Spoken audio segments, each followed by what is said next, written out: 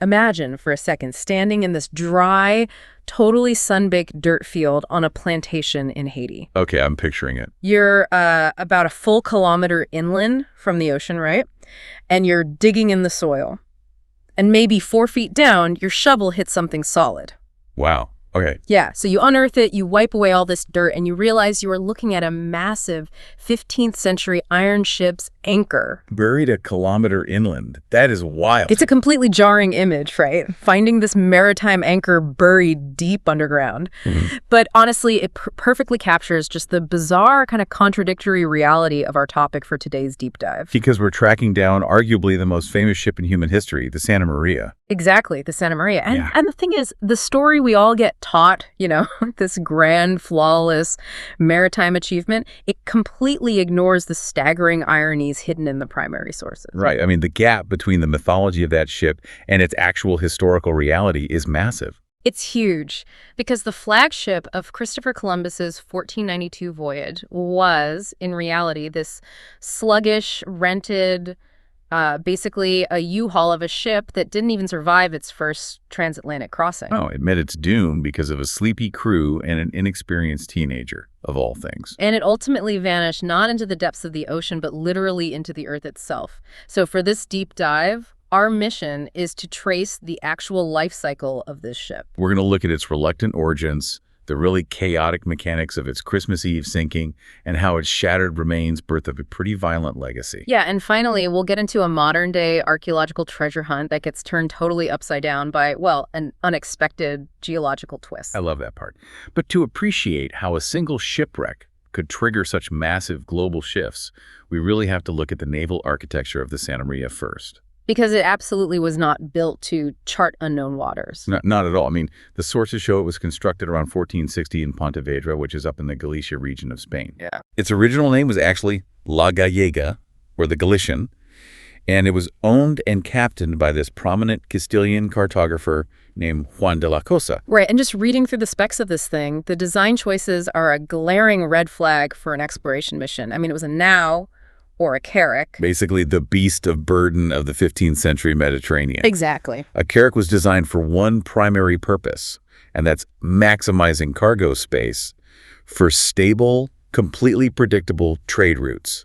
It was heavily built with this very rounded, bulbous hull. It sounds kind of chunky. Oh, very chunky. But more importantly, it had a deep draft of about 10 feet. Meaning 10 feet of the ship is just sitting underwater at all times. Yes. Which is a nightmare. Right. If you're navigating uncharted coastal waters filled with hidden reefs, that's just an immense vulnerability. It is, but the trade-off was capacity. It could hold anywhere from 100 to 150 tons of cargo. Yeah, at about 60 feet long and 18 feet wide. It was essentially a floating warehouse. And to protect that cargo and, provide living quarters, it featured a forecastle at the bow and a really towering aft castle at the stern.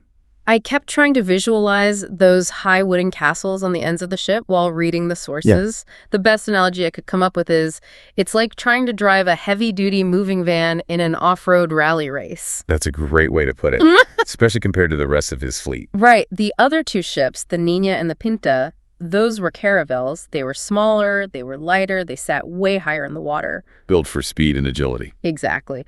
Columbus essentially brought 2 sports cars and a dump truck. And the maritime term for the problem those high castles created on the dump truck is windage. Windage, right. They basically act like giant rigid sails catching the wind. So unless the wind is blowing directly from behind you, pushing you exactly where you want to go, a ship with high windage is just incredibly difficult to steer. It just wants to drift. Right. And the builders tried to compensate with a 3-masted rigging system. So square sails on the foremast and mainmast for tailwinds, and a triangular lateen sail on the mizzenmast to help it pivot. But it was still notoriously sluggish. Oh, undeniably the slowest ship in the fleet. Which really begs the question, why make it the flagship? If you're sailing off the edge of the known map, agility seems like priority number 1. You would think so, but it comes down to sheer logistics. Ah, right. Supply. Exactly.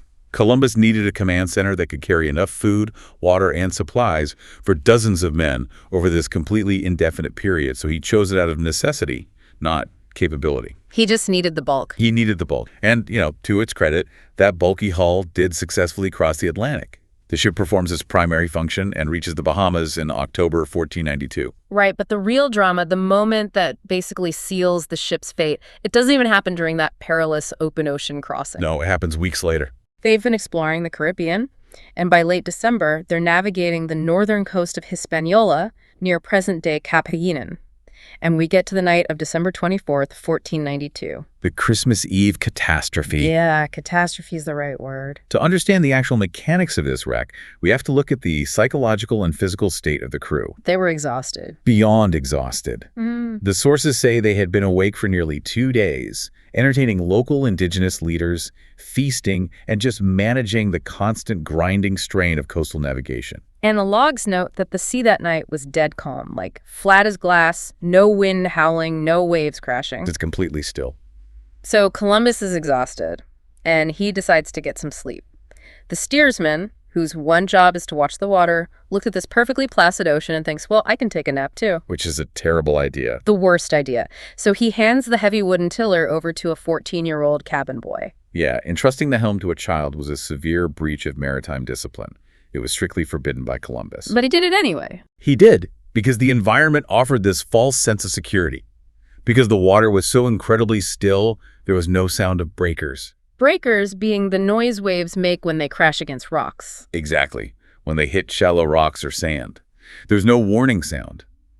The ocean current simply, silently pushed the heavy, deep-drafted Santa María toward a submerged sandbank or reef.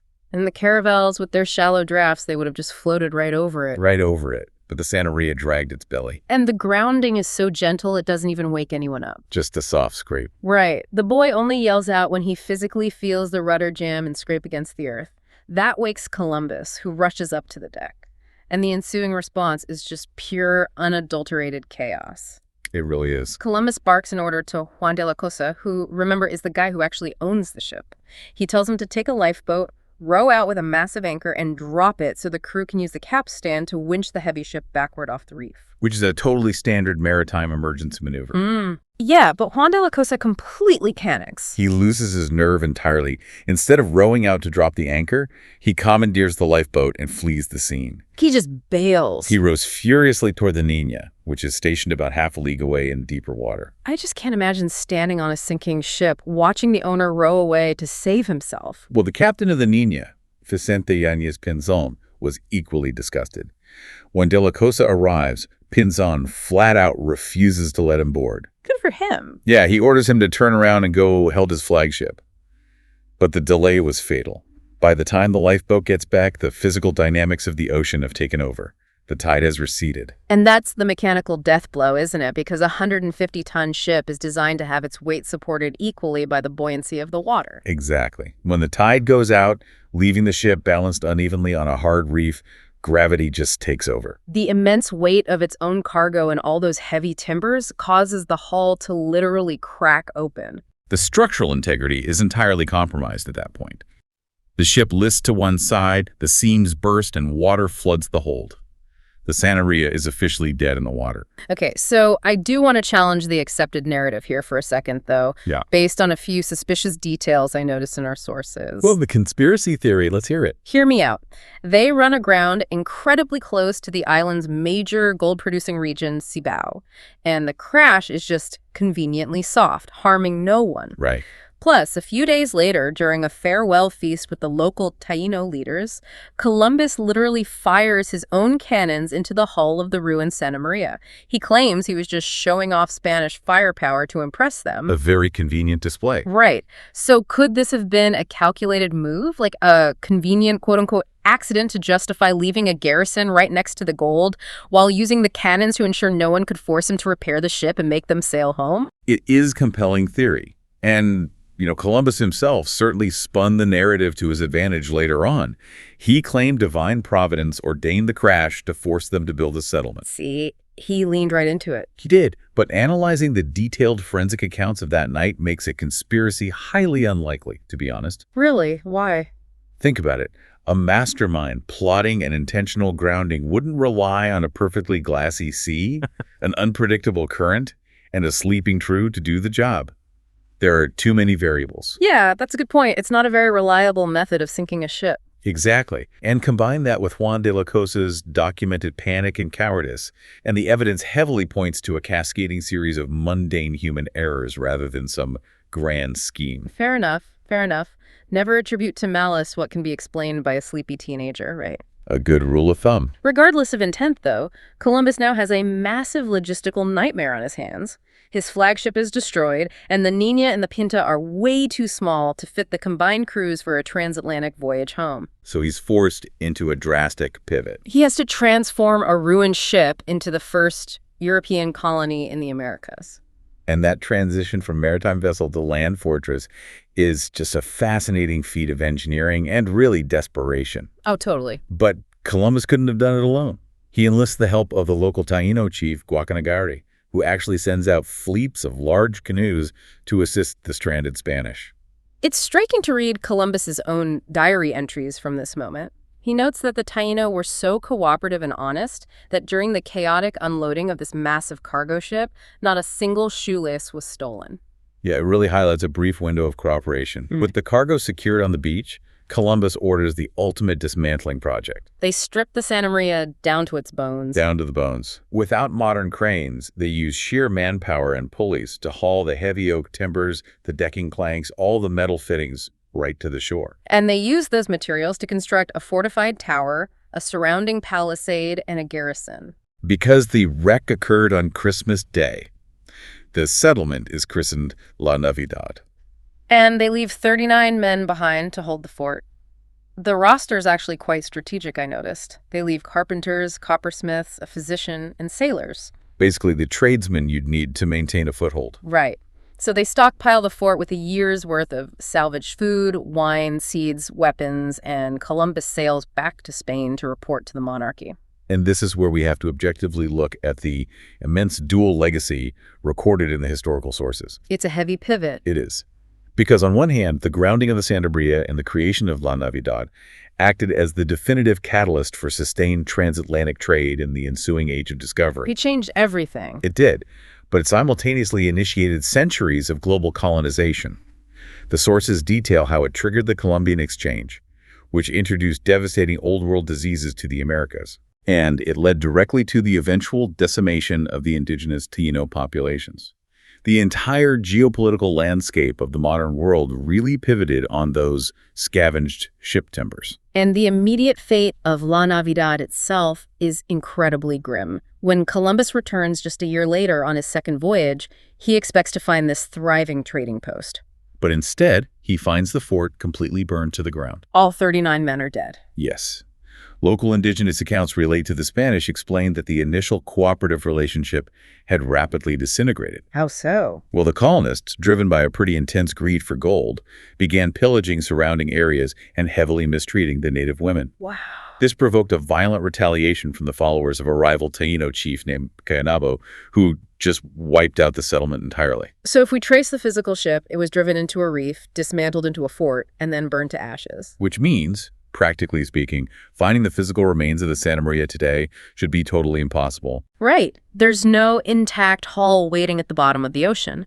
Yet that logic hasn't stopped modern explorers from claiming they've found her. The lure of the most famous shipwreck in history is just too powerful.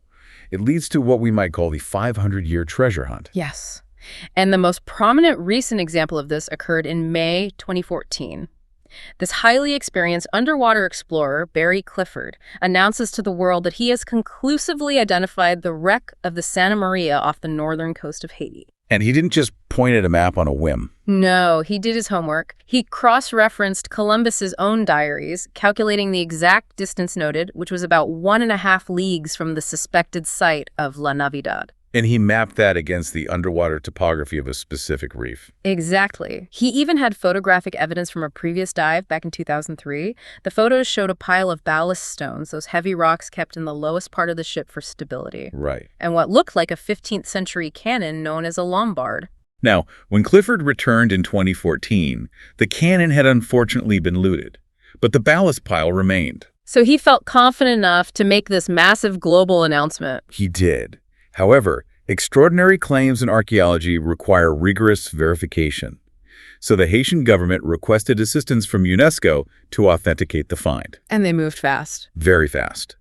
By October 2014, a team led by UNESCO expert Xavier Nieto Prieto published a definitive report completely debunking the discovery. Wait, I remember reading the technical breakdown of how they disproved it, and it's brilliant. That's classic archaeology. So the UNESCO divers looked closely at the fastenings holding the remaining wood together on this wreck, the bolts and the pins, and they found they were made of bronze and copper. Which is a huge clue. Right. And they also found evidence of copper sheathing on the hull.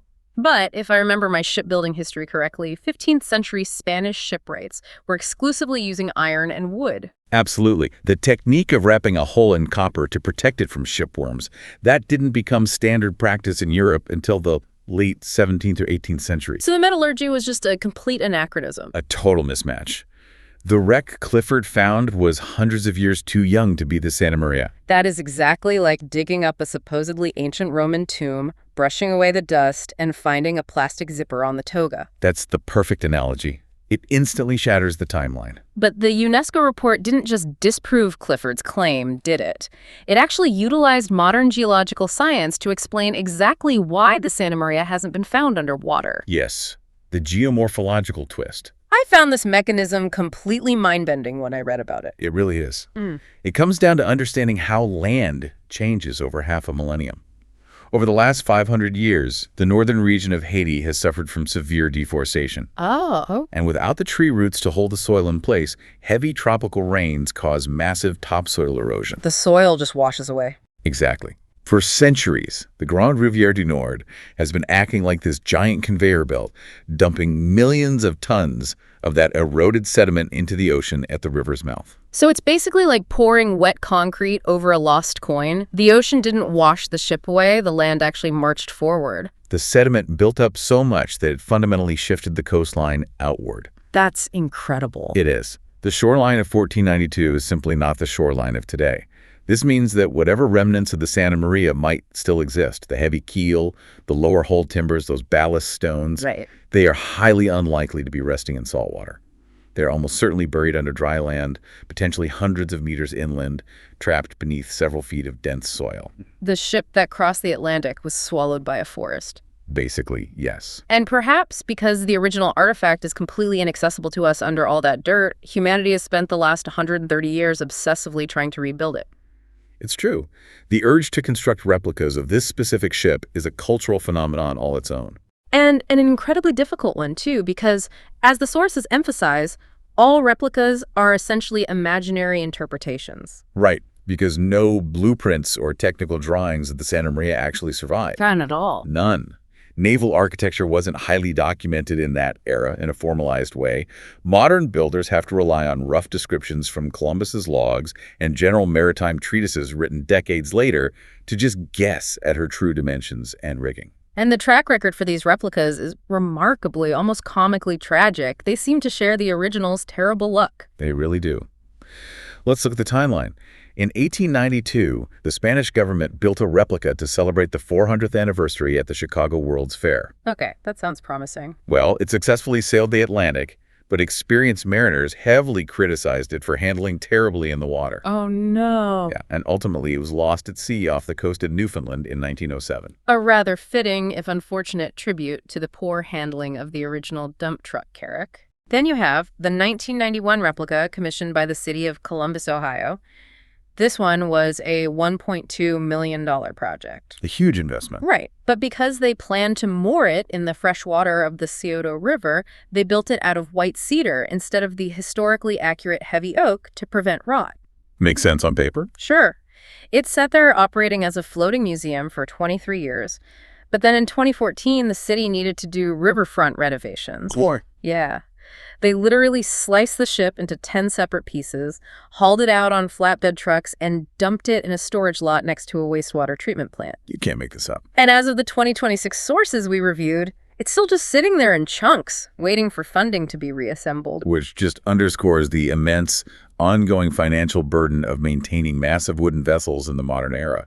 They require constant, specialized upkeep. It's not a cheap hobby. And if you want a truly dramatic finale, look at the Marigalante. The pirate ship. Yes.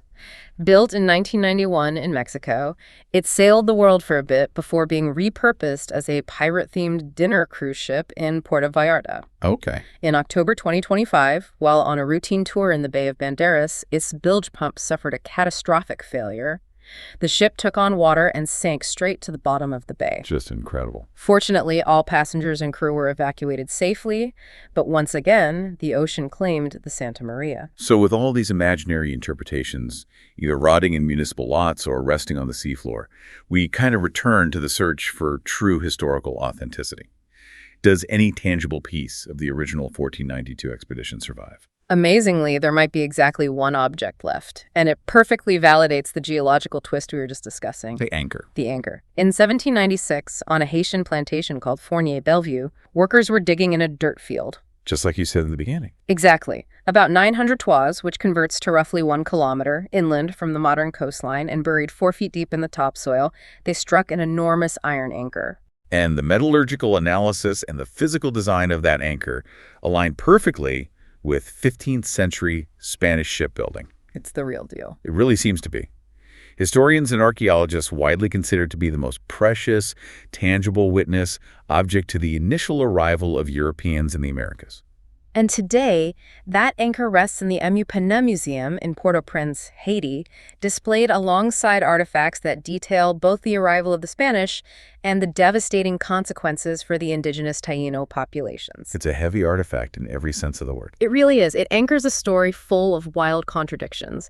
So, to pull all these threads together for you, the listener, the Santa Maria was never meant to be a legendary explorer. Not at all. It was a slow, deep-drafted cargo ship, a 15th century moving van that basically stumbled across the Atlantic, only to sink because a tired steersman handed the tiller to a teenager on a perfectly calm Christmas Eve. And then its heavy oak timbers were ripped apart to build a doomed fort, sparking this brutal, world-altering era of global colonization. And today, the actual remains of the hull have vanished beneath the advancing, shifting soils of Haiti, leaving us with a single iron anchor buried in a field and a fleet of doomed, imaginary replicas. The life cycle of this ship serves as just a really powerful reminder that history is rarely as intentional or as flawlessly executed as the grand narratives suggest. It's messy. Very messy.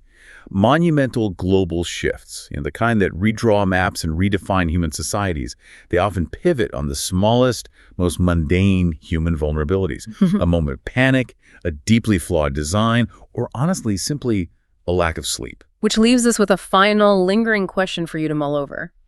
Consider how wildly different the timeline of global history might have been if that 14-year-old cabin boy had just managed to stay awake. Or if the steersman hadn't taken a nap in the first place. Exactly. If the Santa Maria had remained intact, Columbus wouldn't have been forced to leave 39 tradesmen behind. He wouldn't have dismantled his ship to build La Navidad. Would the establishment of the first European colony have been delayed by years?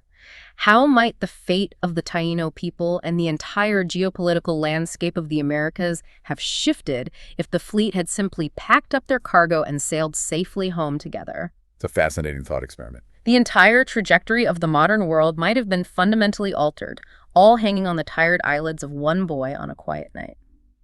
Thank you for joining us on this deep dive. Keep questioning the history you think you know.